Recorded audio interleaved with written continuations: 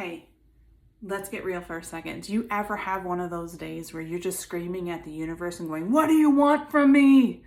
Right? I am doing everything I'm supposed to do.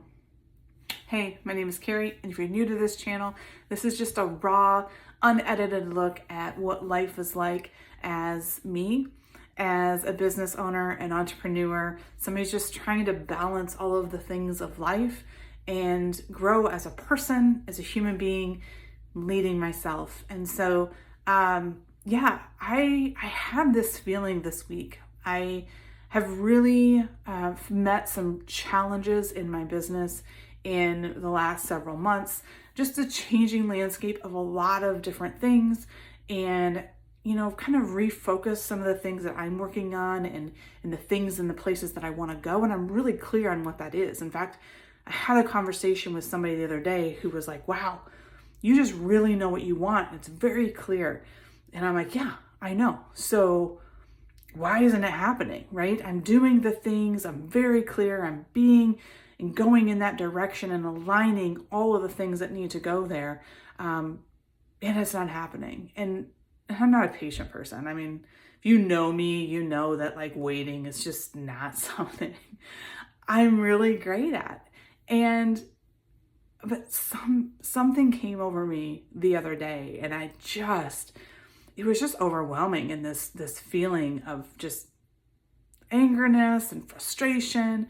And I think in the past, I would have done one of two things. I think I either would have buried it, not felt it, ignored it, and maybe gone about my day and buried my head in work and let kind of some resentment and bitterness grow, especially towards people who were doing things that I was trying to do. Or I would have let it really overtake me and really have a hard time getting out of bed and functioning and just kind of throwing my hands up in the air and being like, I can't do this, right? And what I did differently this time, what I'm learning to do different as I go through this life is one, the feelings that I feel are real. And in the moment, it's happening, right? And acknowledging where I'm at. And I think I heard somebody say the other day that one, just not only acknowledging your feelings or needing other people to acknowledge your feelings, I really don't really need other people to acknowledge it, but I need to acknowledge it. But then I need to find the resiliency to work through it and get on the other side. And that's my own journey. And of course, there's people who can love and support me through that, but it's the choice that I have to make in my own mind to do that. And so what I ended up doing is I got in my car and turned on some loud music. And I have a playlist for this exact situation, right? I love music, and music just can completely shift, our mindsets and our moods and all of those things. But I got in the car and I put on that playlist and I drove, and I always drive to water. I'm just always like, that is my place. That's the place that I can recenter and let go. And it's winter here. But we've had some nice days and it's kind of cleared out. I stayed in my car, but I got into a really good place where I could see the water, have a really clear view. And, on my way up, to the drive to the lake, it was just, screaming, right? Just screaming and letting that energy out, letting it out. Like, I'm not holding it in. I'm not pushing it down. I'm letting it out. I'm letting it go, and getting to the lake and sitting by the lake and crying, right? And just crying and saying, why, like, what am I doing wrong? What are the things that need to happen? How long do I have to wait? What do I have to go through? I don't want the world, right? What I'm asking for isn't much. And just kind of going through the motions of that, the feelings, the cycle of that, but then putting on some meditation and doing some affirmations and changing the message in my head. And what I'm doing now is that I'm paying attention to the messages that start happening in my head. I did another video, really kind of talking about that, the way that we have grown up and we end up stopping ourselves because those messages that we've been taught, or the parameters of which we think we have to work and live within, are programmed in our brain, and our brains are just so great and so efficient to plug in the messages that we know and that are safe or that are comfortable for us. And what I'm really trying to do is change that message and do something different. And so it's hard. It takes time, and it takes perseverance and resiliency and grit to just constantly show up and recognize that that's not the message that's true to me anymore. And so sitting by the lake and going through that affirmations, just kind of working my head, changing that language, letting go of what was to make room for what's coming. And I got home and just kind of went back to work, right? Walked back into my office, and it's like, it's okay.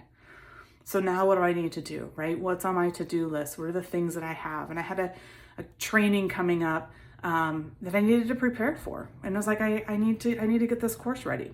I have some pieces that are kind of still outstanding, and this course is going to sell, right? It's going to sell out. People are going to be waiting for it. So I better get the things in place in order to have it ready to go. And that's where I spent my afternoon. And in the evenings, I've been listening to Quantum Leap Your Life. So every night I listen to a chapter, and then I do the journal prompts. And I think that's so important. Like we listen to so many different audiobooks or read books, and there's so many great books out there that have journal prompts or have things for us to think through. And in the past, I was like, yeah, whatever. I'd think through it for a moment and then move on to the next chapter. And I'm really focusing on, if I'm taking the time to read this book and I really want to, put the practices into real life for me, that I need to slow down. And so the expectation of one chapter a night and then journaling, right? And that's it. And I'll read the next chapter tomorrow and journal on that and think about that and let it marinate and practice the things that I've learned. And it was the perfect timing, right? Perfect timing about showing up. And that showing up in the person, not that we are today, but showing up as if things have already happened, right? The things that I'm creating and I'm clear on, and I know what that looks like, I need to live what it looks like. I need to continually show up in those spaces, not because I want them to happen, but because they've already happened. And that the world and the things around me are working for me. And it was just, you just have those things that come into your life at the right time. I also have a great coach and support system of people who we meet with, our coach. And we talk about, these kinds of things and being able to be honest and clear. And when I say like everything around me, everything I touch is falling apart, everything around me is falling apart, she reminds me that that's not true. And I know that's not true, right? Because there's so many great things that are still happening, even when it feels hard. Even when it feels like I'm pushing something so hard and it's just not happening. And in order for new things to come, old things have to break away.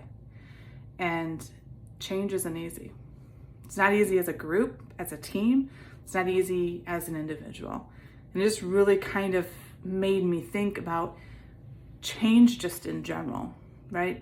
And thinking about what it looks like from a personal aspect and the things that people are going through. We just don't know. We don't know what people are dealing with.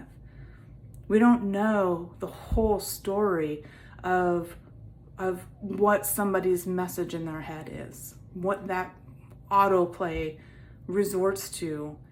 And in our times that we're in right now, in our work environments, right, we talk about that, really having that understanding that people have different things going on, right? And we have to give space for that, have to give empathy for that, for people to work through that. But I think more importantly, we have to encourage people to find what they need to do to work through it. Because I can have all the empathy and I can have all the support of the people around me, but I have to make a decision for myself. I have to choose to do something different. I have to choose to stop letting the messages that are in my head be on autoplay. Words are so powerful. They're so powerful when they come out of our mouth. They're even more powerful when they run through our head. And I really, truly believe that our brains are the most powerful thing that we have. And I need to stop letting that powerful instrument be something that's blocking me or is being toxic to the things that I really want to unleash and get to give the world. So again, this is a place that's going to be raw. We're going to share things that are hard and to be vulnerable, to be able to say like, not every day for me is great.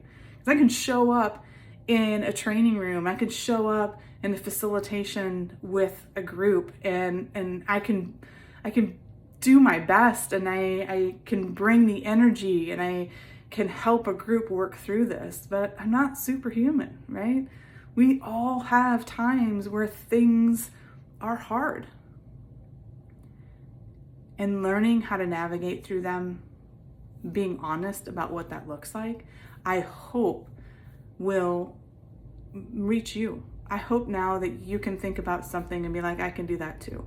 Or share something with me that works for you. How do you navigate? How do you step back into that space? How do you continue to stand up when it feels like everything is trying to push you down? Something to think about. Until next time.